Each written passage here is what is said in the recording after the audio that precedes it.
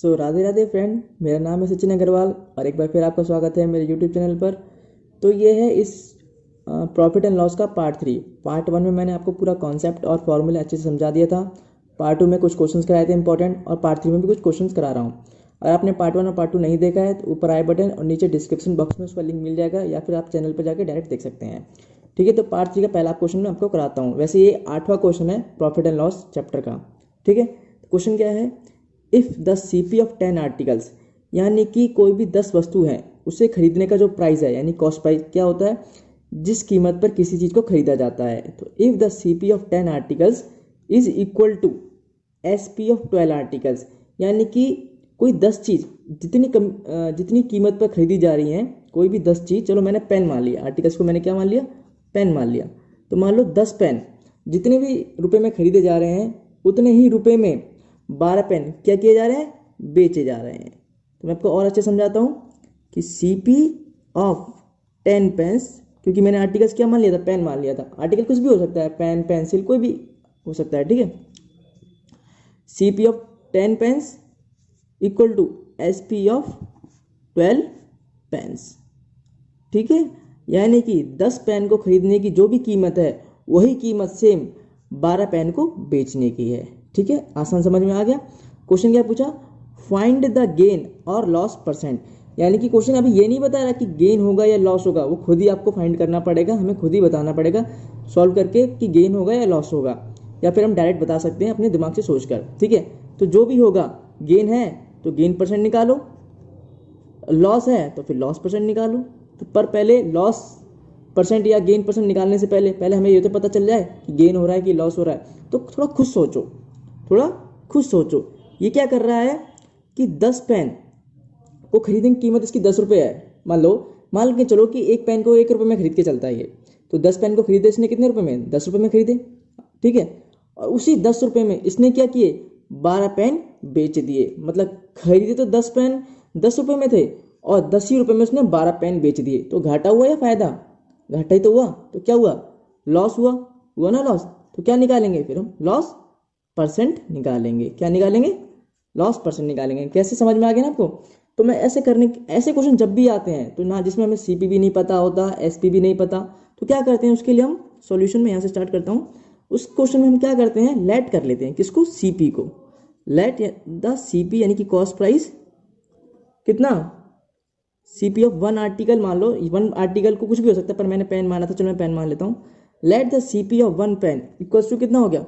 1 rupees हो गया, मतलब 1 रुपये हो गया। ठीक है, यहाँ पे कितने पेन की बात हो रही है? 10 पेन की बात हो रही है। सीपी ऑफ 10 पेन्स कितना हो गया? जब एक पेन 1 रुपये का, तो 10 पेन 10 रुपये में खरीदे होंगे उसने, दुकानदार ने। ठीक है, आगे बढ़ते हैं। अब किसकी बात करी? एसपी ऑफ 12 पेन्स की बात करी, यानी सेलिंग प्राइस ऑफ 12 पेन्स कितना हो जाएगा? अभी बताओ कि 12 होगा या 10 होगा? कुछ जो 10 कह रहे हैं वो गलत है, जो 12 कह रहे हैं वो गलत है, जो 10 कह रहे हैं वो सही है। 10 कैसे होगा? क्योंकि स्टेटमेंट में, क्वेश्चन में साफ साफ ये बात कही है कि सीपी ऑफ 10 आर्टिकल्स, यानी कि 10 पेन को जितने में भी खरीदा है, उतने में ही उसने 12 पेन बेचे हैं। तो 10 पेन को कितने में खरीदा है उसने? 10 रुपये में। तो बेचे 12 पेन कितने में है? 10 ही रुपये में उसने 12 पेन क्या किए हैं? बेचे हैं। यहाँ तो ये बात तो समझ में आ गई। ठीक है, अब हमें समझ में आ रहा है एक चीज कि क्या यहाँ पे क्या हो रहा है? लॉस हो रहा है। कैसे लॉस हो रहा है? कि 10 रुपये में 10 पेन खरीदे और बेच कितने दिए? 10 ही रुपये में 12 पेन बेच दिए। तो यहाँ पे क्या हो रहा है? यहाँ पे हो रहा है कि CP is greater than SP. एक लाइन लिखनी पड़ती है, आप पेपर में भी लिख के आओगे, तभी आपका ये माना जाएगा कि आपने कैसे बताया कि ये लॉस है या गेन है। तो ये क्या हो रहा है? It is a loss. ये लाइन आपको लिखनी पड़ेगी, इट इज़ अ लॉस। ठीक है, आसान है, कोई दिक्कत नहीं, हमें समझ में आ गया। देख, क्वेश्चन पढ़ते ही समझ में आ गया था क्या है। तो ये क्या बता दिया? लॉस होता है तभी सीपी ज़्यादा होता है, अगर गेन होगा यानी कि प्रॉफिट होगा तो एसपी ज़्यादा होगा। ये आपको मैंने पहले बता रखा है। ठीक है, अब मुद्दे पे आते हैं, क्वेश्चन पे आते हैं कि क्या निकालना है? लॉस निकालना है। लॉस क्या होता है? लॉस परसेंट निकालना है, पर पहले लॉस निकालना पड़ेगा। लॉस क्या होता है? CP minus SP. ठीक है, तो एसपी किसका निकालेंगे? कितने पेन बेचे हैं? 12 पेन बेचे हैं ना, तो एसपी निकालेंगे। एसपी ऑफ कितना? 12 पेन्स का निकालेंगे। अब बच्चा कहाँ गलती करता है, बच्चा गलती करता है हमेशा, इतना सब सही करता है पर यहाँ पे आके गलती कर देता है। कैसे गलती करता है, वो एसपी ऑफ 12 पेंस तो सही लिखता है, लेकिन सीपी कितने का लेगा, 12 पेंस का लेगा या 10 पेंस का लेगा। अब ये एक बात बताओ, जब उसने 12 पेन बेचे हैं तो खरीद के भी 10 पेन, खरीद के भी तो 12 लाया होगा। खैर वैसे तो ज़्यादा ही लेके आया होगा, पर बात क्वेश्चन ने कही है कि 10 पेन को बराबर उसने एक स्टेटमेंट बताई है।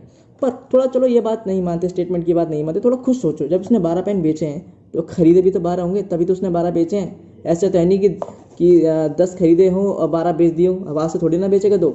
जब 12 बेचे हैं तो 12 खरीदे भी होंगे। ठीक है, ठीक है। तो क्या हो गया कि एक पेन की कीमत 1 थी, तो 12 पेन की खरीदने की कीमत कितनी होगी, 12 ही रुपये तो होगी।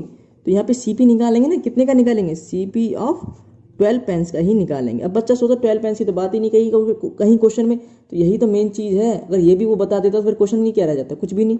ठीक है, तो एसपी ऑफ 12 पेंस हमें पता है कितना है, एसपी ऑफ 12 पेंस 10 रुपीज़ है।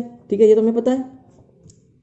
सीपी ऑफ 12 पेंस हम बता देते हैं कैसे, एक पेन की सीपी यानी एक पेन को खरीदने की कीमत 1 रुपये थी, तो 12 पेन को खरीदने की कीमत कितनी होगी, 12 ही रुपये तो होगी। और यहाँ मैंने 12 ही क्यों लिया, क्योंकि 12 पेन बेचे थे तो 12 पेन खरीदे भी होंगे। तो ये मैंने थोड़ा खुद सोचा, ये आपको खुद सोचना पड़ेगा ऐसे क्वेश्चनों में। ठीक है, अब हम आसानी से निकाल सकते हैं कि 12 माइनस 10 कितना आ जाएगा, 12 माइनस 10 इक्वल टू 2। ये 2 क्या हो गया, आपका लॉस हो गया। क्या हो गया आपका, 2 क्या हो गया आपका, लॉस हो गया, यानी लॉस इक्वल टू 2 हो गया। और हमें निकालना क्या था, लॉस परसेंट निकालना था। तो इसके लिए मैंने आपको फॉर्मूला बता रखा है, लॉस परसेंट कैसे निकालते हैं, लॉस इंटू 100 अपॉन सीपी यानी कॉस्ट प्राइस। अब सीपी भी कितना रखोगे, ये 10 रखोगे, 10 पेन की रखोगे या 12 पेन की, तो 12 पेन की रखनी पड़ेगी, सीपी ऑफ 12 पेन्स। ठीक है, वैसे ऑफ 12 पेन्स लिखने की जरूरत नहीं, सिर्फ सीपी, पर मैंने आपके समझाने के लिए लिख दिया। अब इसे सॉल्व कर लो आसानी से। लॉस कितना आया, 2 इंटू 100 मल्टीप्लाई किया, और सीपी 12 पेन की कितनी थी, 12 थी। ठीक है, और हमें पता है 2 से 12 कट जाएगा 6 बार में, कितना रह गया आपका, ये यहाँ पे सॉल्व कर देता हूँ मैं, कितना रह गया आपका, 100 अपॉन 6 रह गया। अब ये कटेगा तो है नहीं किसी से, 50 और 3 आएगा। तो आप इसे सॉल्व कैसे करो, इसको आपको मिक्स फ्रैक्शन में आंसर देना पड़ेगा। मिक्स फ्रैक्शन में जब नहीं कटेगा ना, तो आपको मिक्स फ्रैक्शन में आंसर देना पड़ेगा। मिक्स फ्रैक्शन क्या होती है, जब कोई चीज़ ऐसे लिखी होती है, ऐसे करके A/B/C, तो 6 को डिवाइड कर लो, 6 1 6, 4 और 0, और 6 कितना हो जाएगा आपका, ये 6 6 36, ये आगे 4। अब तो कटेगा नहीं, तो उसको हम मिक्स फ्रैक्शन में कैसे लिखते हैं, उल्टी घड़ी घुमा दो, 4 को यहाँ पहुँचा दो, 16 को यहाँ पहुँचा दो, 6 को यहाँ पहुँचा दो। ठीक है, तो 4 ऊपर चला गया, 16 यहाँ पे आ गया और 6 नीचे आ गया, तो ये बन गया मिक्स फ्रैक्शन। तो इसका आंसर कितना होगा, आंसर होगा इसका 16 4 अपॉन 6। अगर आप काटोगे तब आपका कुछ 16 पॉइंट, मतलब यहाँ पे मैं 0 ले लेता तो भी 6 आता, 16.66 कुछ आ जाता, पर इसको हमें आंसर इसमें देना पड़ेगा, मिक्स फ्रैक्शन में आपको इसका आंसर देना पड़ेगा। तो यह इसका सही आंसर है 16 4/6%। वो भी क्या है, ये लॉस परसेंट है। तो कैसे बोलेंगे, लॉस परसेंट इक्वल्स टू 16 4/6% हम यहाँ दिखा देंगे। ओके, आपका ये क्वेश्चन क्लियर हो गया। आपको एक और ऐसे बढ़िया वाला क्वेश्चन कराता हूँ इसी पे। ठीक है, तो अपने नेक्स्ट क्वेश्चन करते हैं 9, जो कि पिछले वाले के बेस पर ही है। ठीक है, क्वेश्चन क्या कहता है, इफ़ द कॉस्ट प्राइस यानी सीपी ऑफ 11 शर्ट्स, 11 शर्ट की जो सीपी है यानी सीपी ऑफ 11 शर्ट्स, ठीक है, इज इक्वल टू, वो बराबर है किसके, the selling price of 10 shirts. SP यानी सेलिंग प्राइस ऑफ 10 शर्ट्स। और क्या बोलता है, फाइंड द परसेंटेज प्रॉफिट यानी कि गेन या लॉस, यानी कि आपको प्रॉफिट परसेंट बताना है, मतलब कहने का मतलब ये है कि गेन परसेंट बताना है और लॉस परसेंट बताना है। बताने एक ही चीज़ है, पर आपको पहले ये फाइंड करना पड़ेगा कि प्रॉफिट हो रहा है या लॉस हो रहा है। अगर प्रॉफिट हो रहा है तो प्रॉफिट परसेंट निकालो, अगर लॉस हो रहा है तो लॉस परसेंट बताना पड़ेगा। ठीक है, तो पहले तो यही पता लगा लेते हैं कि प्रॉफिट हो रहा है या लॉस, यानी कि गेन हो रहा है या लॉस हो रहा है। तो सोचो 11 शर्ट्स इसने खरीदी, जितने रुपये में भी खरीदी, मान लो एक शर्ट इसने 1 रुपये में खरीदी, मान के चलो, तो 11 शर्ट इसने 11 रुपये में खरीद ली। जैसे मैंने आपको पहला वाला कॉन्सेप्ट समझाया था, मान के चलो 1 रुपये में एक शर्ट इसने खरीदी, तो 11 रुपये में इसने 11 शर्ट खरीदी और बेची कितने इसने, उसी 11 रुपये में 10 शर्ट बेची। तो यहाँ पे तो इसको फायदा हुआ कि नहीं हुआ, वहाँ तो इसको घाटा हो गया था पिछले वाले क्वेश्चन में तो, लेकिन यहाँ तो इसने एक शर्ट कम बेची, तो यहाँ तो इसको फायदा हो रहा है। तो हमें इतना तो पता चल गया कि क्या है, ये प्रॉफिट है यानी कि गेन है। इतना तो हमें पता चल गया कि ये प्रॉफिट है यानी मतलब कि गेन है, तो इसका हम प्रॉफिट यानी कि गेन परसेंट निकालेंगे। ठीक है, पर थोड़ा और स्टेटमेंट बना लेते हैं, लेट कर लेते हैं, let the CP of 1 shirt कितनी 1 रुपीज़। ओके, क्वेश्चन क्या कहता है 11 शर्ट की बात करिए तो द CP यानी कि कॉस्ट प्राइस ऑफ 11 शर्ट यानी 11 शर्ट को कितने में खरीदा गया है, एक शर्ट को 1 रुपये में खरीदा है तो 11 शर्ट को कितने में खरीदा होगा, जाहिर सी पता 11 रुपये में खरीदा होगा। ठीक है, बेची कितनी शर्ट हैं 10 शर्ट बेची हैं। The selling price of 10 shirts, हमेशा ऐसे क्वेश्चन में सेलिंग प्राइस की वैल्यू ज़्यादा होगी। ठीक है, तो यानी कि जो आगे करेंगे वो सेलिंग प्राइस को मद्देनजर रखते हुए ही करेंगे, यानी कि ध्यान में रखते हुए करेंगे। तो सेलिंग प्राइस ऑफ 10 शर्ट कितना हो गया, 10 होगा 11 होगा, इक्वल टू बोला है ना क्वेश्चन ने, तो जितना ये होगा उतना ही ये होगा। तो ये कितना है हमारा 11 है, तो ये भी कितना होगा 11 होगा। ठीक है, ये बात खत्म हो गई। अब जैसे कि हम बता पा रहे हैं कि CP जो है वो क्या है हमारा, CP से ज़्यादा क्या है इस बार हमारा SP ज़्यादा है। क्यों, क्योंकि 11 शर्ट खरीदा था 11 रुपये में, पर 10 शर्ट ही उसने कितने में बेची 11 में बेची, तो इतना हमारा कंफर्म हो जाता है। इस बार क्या हो रहा है हमें, इस बार हमारा प्रॉफिट हो रहा है। ठीक है, यानी कि गेन हो रहा है। ठीक है, प्रॉफिट लिखो या गेन एक ही बात है। ओके, तो गेन निकालते कैसे हैं, गेन निकालते हैं हम लोग SP माइनस CP, वहीं पे लॉस उल्टा निकालते हैं, लॉस निकालते हैं CP माइनस SP। ठीक है, गेन में हमें SP ज़्यादा होता है ना, तो SP माइनस CP करते हैं।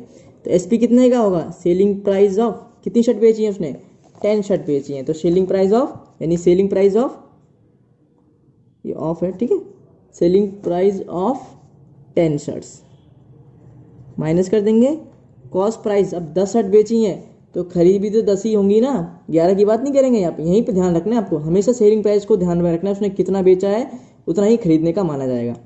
ठीक है, तो सेलिंग प्राइस 10 शर्ट, तो यहाँ पे CP भी कितने की माइनस करेंगे 10 शर्ट की ही माइनस करेंगे, भले ही क्वेश्चन में 11 दे रखा है कोई फर्क नहीं पड़ता, बस बेची 11 है ना और बेची 10 है ना, तो 10 ही खरीदे मानी जाएंगी। ठीक है, ओके, तो सेलिंग प्राइस ऑफ 10 शर्ट में मालूम है कितना है, सेलिंग प्राइस ऑफ 10 शर्ट कितना 11 रुपीज़ है। ठीक है, माइनस अब CP ऑफ 10 शर्ट कितना होगा, हमें पता था कि एक शर्ट को हमने 1 रुपये में खरीदा, माना था हमने, तो 10 शर्ट को 10 रुपये में खरीदा होगा, कितना हो गया 10 हो गया। क्लियर, कोई दिक्कत नहीं। 11 माइनस 10 गया तो कितना बचा 1 बचा, तो ये क्या हो गया आपका गेन हुआ, गेन परसेंट नहीं हुआ, आपका गेन निकला अभी। सिर्फ हमें क्या निकालना था, गेन परसेंट निकालना था। तो गेन परसेंट कैसे निकलता है, गेन इंटू 100 अपॉन CP, और CP क्या रखोगे, ये 10 शर्ट वाली CP रखोगे। ठीक है, वो तो सिर्फ 11 तो सिर्फ स्टेटमेंट क्वेश्चन के लिए बताने के लिए होती है। ठीक है, गेन कितना हुआ हमारा 1 रुपये का गेन हुआ, 1 रुपीज़ लिख देता हूँ चलो मैं यहाँ पे, 1 इंटू 100, CP कितना था हमारा 10 था, 10 शर्ट का प्राइस कितना था 10 रुपये था ना, तो 10 हो गए यहाँ पे। अब ये 10 से 100 कट जाएगा, 10 बार में कट जाएगा, 1 इंटू 10 कितना होता है 10 ही होता है, तो हमारा गेन परसेंट कितना हुआ, गेन इक्वल टू 10%, यानी कि इस बार हमें 10% का फ़ायदा हुआ। ठीक है, आपको समझ में आ गया होगा क्वेश्चन, बहुत आसान और बहुत ही इंपॉर्टेंट क्वेश्चन है ये, मतलब 8th 9th की बुक में मिलते हैं ये क्वेश्चन, 7th 8th 9th में, लेकिन ये पूछे हर लेवल पे जाते हैं, SSC NTPC रेलवे इन सब में ये क्वेश्चन पूछे जाते हैं, जामिया के बीएड एंट्रेंस में बहुत ही ज़्यादा ये क्वेश्चन पूछा जाता है। ठीक है, तो दोस्तों अगर ये वीडियो आपको अच्छी लगी हो तो प्लीज़ लाइक करना, शेयर करना और चैनल को सब्सक्राइब जरूर करना, और आपने पार्ट 1 और पार्ट 2 नहीं देखे हैं उन्हें भी देखना, बहुत ज़रूरी है पार्ट 1 आपको देखना। ठीक है, आपको एंड स्क्रीन मिल जाएगी, ऊपर आई बटन और नीचे डिस्क्रिप्शन में मिल जाएगा, नहीं तो चैनल पर जाके आप डायरेक्ट देख सकते हो। ठीक है।